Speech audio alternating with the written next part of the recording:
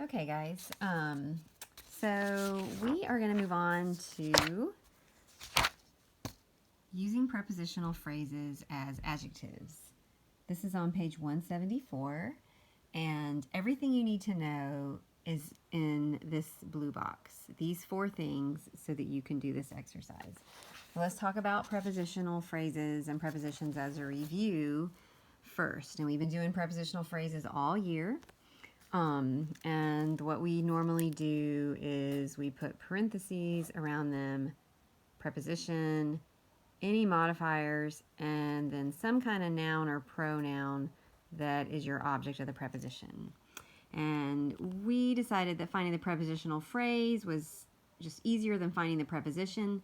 So once you kind of figure out what to put parentheses around, prepositional phrases turn up all over the place. So aboard the boat, over the hedge, under the couch. So you can see that in a sentence, I would put parentheses around all of that. Preposition, object of the preposition. Preposition, object of the preposition. And then sometimes you'll have a preposition and then modifiers before you even get to your object of the preposition. And this is just going to be adjectives telling you something about the ocean and then a little article right there. And then sometimes your preposition will be compound. Remember, they can be 2 words. That's one preposition. In between is one preposition, but you still just have a phrase in between my parents. There's your object. Here's another compound preposition, in spite of. In spite of what? In spite of, behavior. There's my object, but I've got some modifiers here. And sometimes you have to wade through the modifiers before you get to your actual noun or pronoun, which we call the object of the preposition. And sometimes you can have 2 objects of the preposition. So here's my preposition, 2 objects of peas and carrots. So that's just a quick review on prepositional phrases.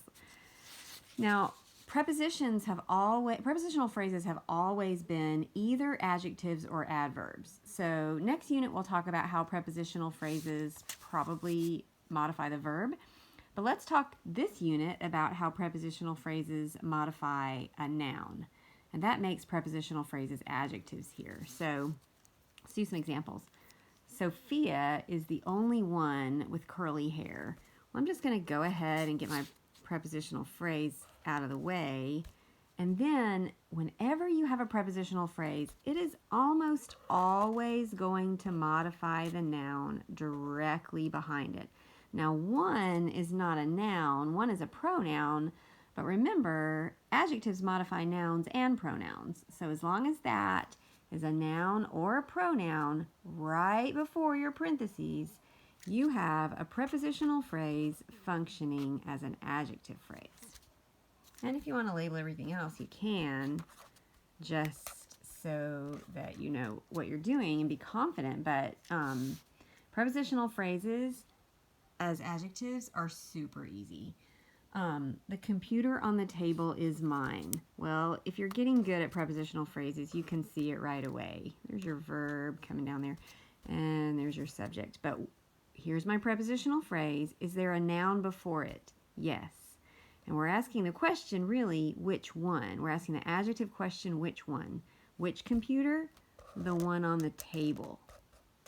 So I'm still answering an adjective question. It's just a phrase instead of one word. I love the class in the gray building. Well, there's the prepositional phrase. Preposition, object of the preposition, some modifiers. Great. Is there a noun before it? Class. Which class? Which one? The one in the gray building. Adjective phrase. The house on top of the hill is mine. Now this one's tricky, but just play along. Go ahead and get your verb, your subject if you want. And then I've got on top. Actually, sorry. That's going to be on top of is your preposition. And is there a noun before on top of the hill? Yes. House. Which house? The one on top of the hill.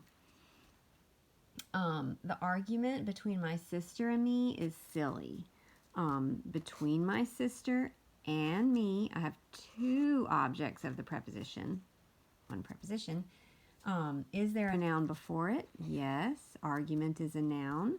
Which argument? The one that's between my sister and me. Okay? One of the biggest states in the country is Texas.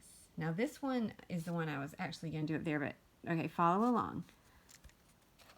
Of the biggest states is one preposition. In the country is right behind it. And there's my verb. There's my subject. Okay. Do I have a noun or a pronoun right before the prepositional phrase? Yes, one. So which one? One of the biggest states. But here I have another preposition. Do I have a noun or a pronoun before it? Yes. Even though it's within the prepositional phrase, it still works. In the country modifies states. So these are really easy. Find your prepositional phrase, that's step one. Look for the noun before it, that's step two. And if none of that pink stuff made any sense, you can teach yourself from the blue box. They have great examples. Do the exercises, take a picture, and send it to me. That is today's work. Y'all have a good day.